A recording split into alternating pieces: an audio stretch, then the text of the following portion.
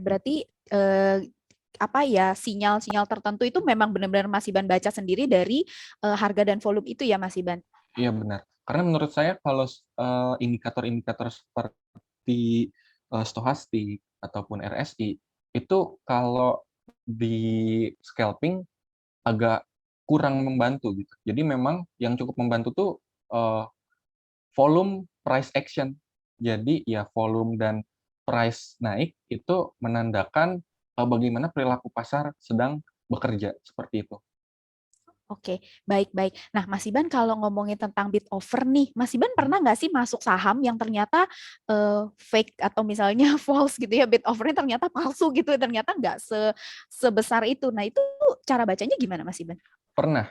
Jadi kalau itu eh, biasanya saya ngelihat kalau dia bidnya itu rapih, kesusun, dan volumenya itu hampir sama semua gitu.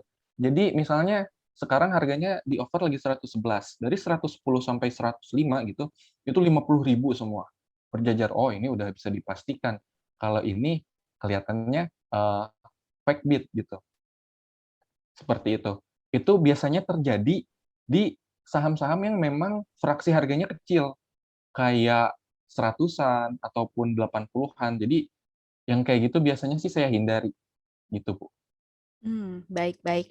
Nah, kalau misalnya ini nih Mas Iban, saran untuk mereka yang kadang kan kalau misalnya kita beli saham di harga-harga yang Mhm. kecil ya, yang di bawah 200 atau di bawah 500, itu kan sering kena guyur ya tiba-tiba turun berapa fraksi gitu ya. Ya. Nah, untuk apa ya, supaya bisa meminimalisir loss-nya tuh gimana Mas Iban? Kalau Mas Iban Langsung menghadapi hal baik. itu. Kalau saya langsung ini ya, langsung masuk ke menu sell. Jadi saya setiap beli saham itu langsung masuk ke menu sell. Jadi saya itu udah siap cut loss gitu. Setiap setiap saya membeli satu saham itu, saya punya barangnya, itu saya udah siap cut loss sejumlah toleransi risiko yang memang saya udah mampu menanggungnya gitu. Misalnya kayak dalam satu waktu, kalau pagi biasanya 15 sampai 30 menit pertama itu saya benar full HK, full modal, tapi setelahnya saya lebih santai juga, ngikutin arus market gitu, lebih tenang. Itu biasanya saya meminimalisir toleransi saya per tick itu berapa gitu. Nah, kayak gitu, saya meminimalisirnya. Dan setiap beli langsung masuk ke menu jual, ke order jual, itu langsung kita siapin eh, 2 tick di harga pembelian kita, itunya apa, harga jualnya. Jadi setiap kali kita ngelihat satu harga di bawah kita itu udah habis berat, itu udah kita harus udah waspada. Kita harus udah bisa menjual barang kita di 2 tick di bawah harga beli kita tadi. Begitu sih Bu saya meminimalisirnya. Berarti memang itu udah siap-siap. Jadi ketika punya saham itu udah harus siap jual, udah tahu harus jual di harga berapa ketika harganya turun gitu ya Mas Iban. Iya benar Bu, Pernah supaya nggak sih Mas Iban? meminimalisir pengerusan Gimana? aset yang lebih besar. Mm-mm. Pernah nggak sih kebawa longsor dalam gitu Mas Iban kena auto reject bawah? Pernah, Nah kalau baru itu 2 biasanya, bulan lalu gitu Bu.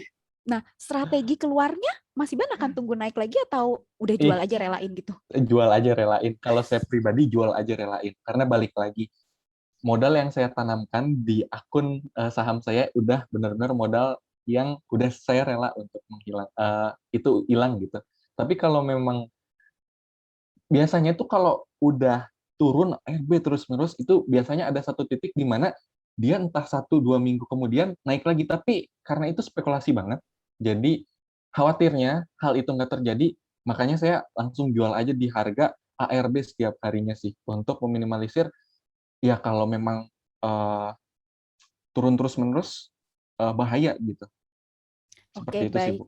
Baik, baik, terima kasih Mas Iban. Nah, ini mungkin sahabat Miraset balik lagi ya bahwa masing-masing orang itu punya preferensi tertentu gitu ya untuk menghadapi resiko. Nah, ini salah satunya adalah sharing dari Mas Iban. Tentunya nanti masing-masing akan dikembalikan ke sahabat Miraset kembali ya Mas Iban. Iya, benar. Iya. Nah, Mas Iban mau nanya kalau misalnya nih, saya tertarik dengan masalah evaluasi atau review karena menurut saya ini Baik. juga salah satu yang paling penting. Apa sih yang Mas Iban perhatikan? Ini ya ada pertanyaan dari Bayu. Mhm. Ada dari pertanyaan dari Bayu. Apa yang Mas Iban perhatikan ketika mengevaluasi secara harian, mingguan atau bulanan? Baik, yang saya evaluasi adalah secara berkala itu saya membandingkan hasil saya misalnya hasil saya hari ini dengan hari sebelumnya. Bedanya apa? Bedanya ada di saham apa? Eee, loss-nya ada di mana, dan jam berapa aja saya bisa mendapatkan, eee, profit-nya gitu. Jadi nanti saya review untuk saya ulangi yang memang baiknya, seperti kayak misalnya saya bisa cuan di saham A pada jam sekian sampai jam sekian. Oh, mungkin, eee, di hari selanjutnya hal ini bisa terulang kalau memang dia pergerakannya masih uptrend gitu, seperti itu. Nah, untuk secara mingguan dan juga bulanan itu sama.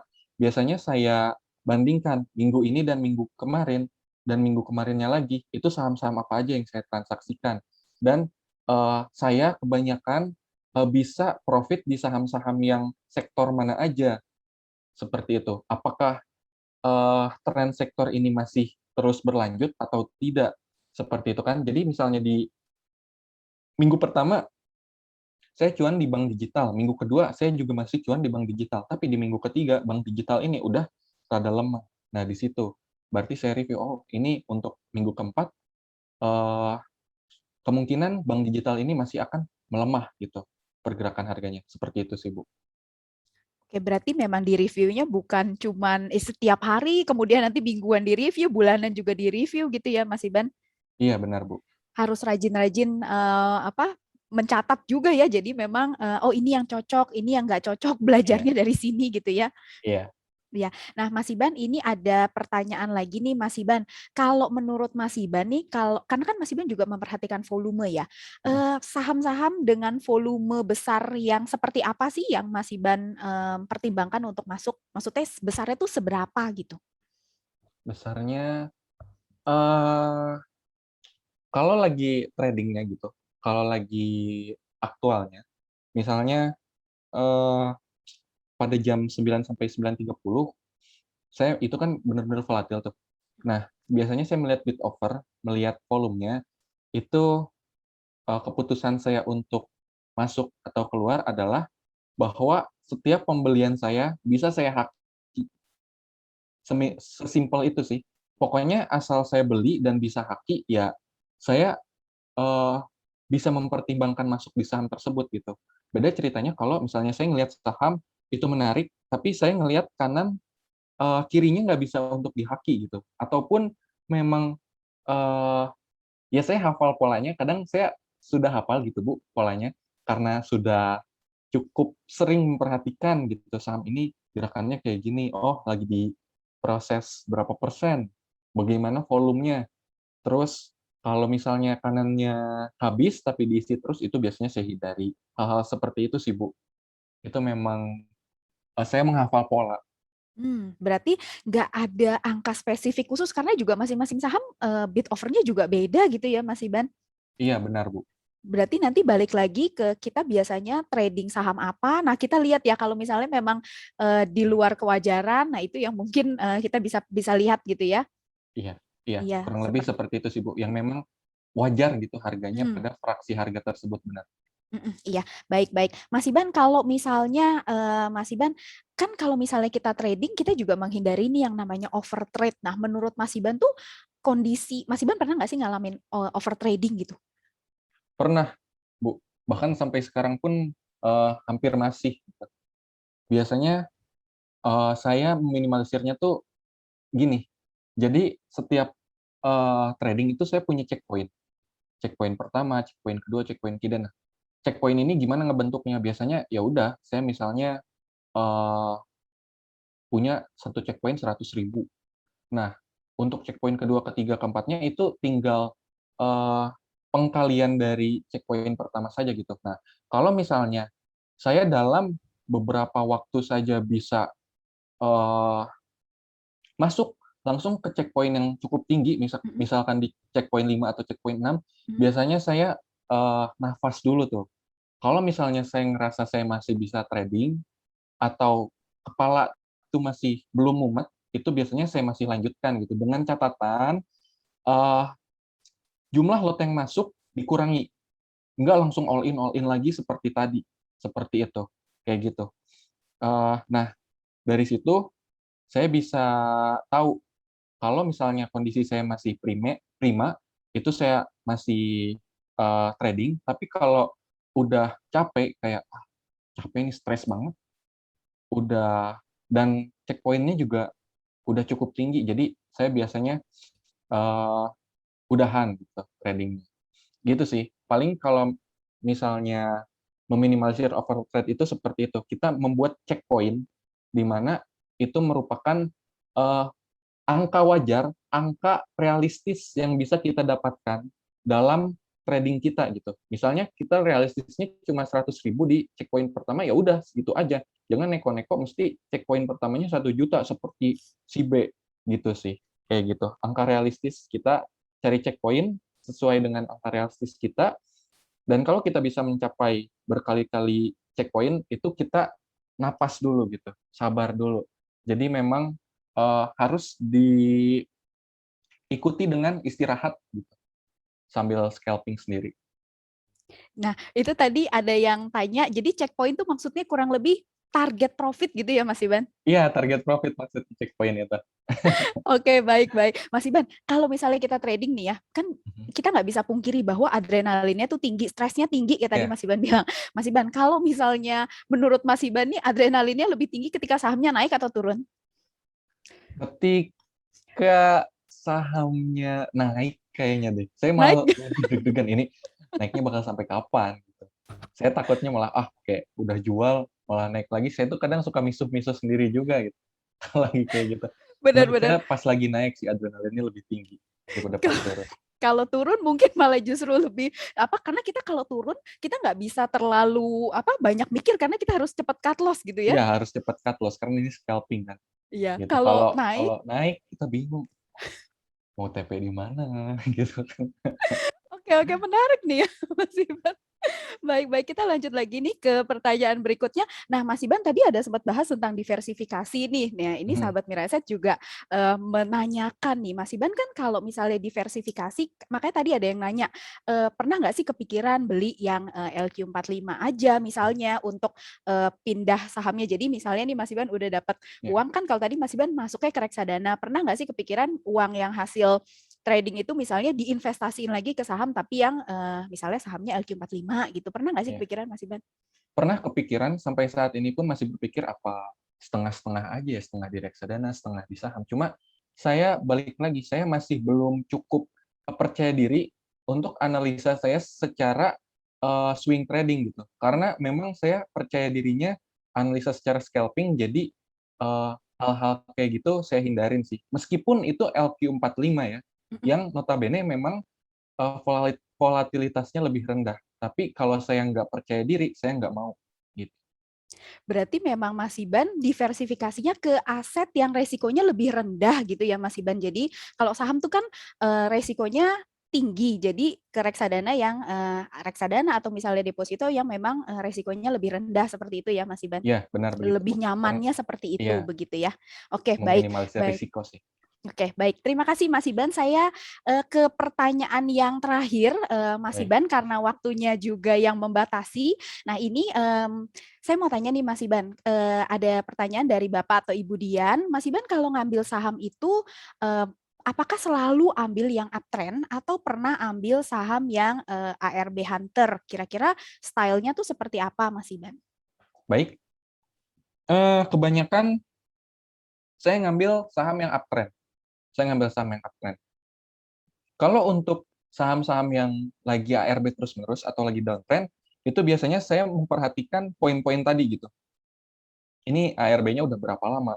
Terus juga saya nggak langsung ujuk-ujuk masuk gitu. Saya nunggu dulu, wait and see dulu. Meskipun dia udah cukup lama dari angka tertingginya ARB, kalau misalnya dia lagi bergerak, saya nggak langsung, misalnya di harga ARB pada hari tersebut dari 100.000, habis tinggal 20.000, saya nggak langsung HK.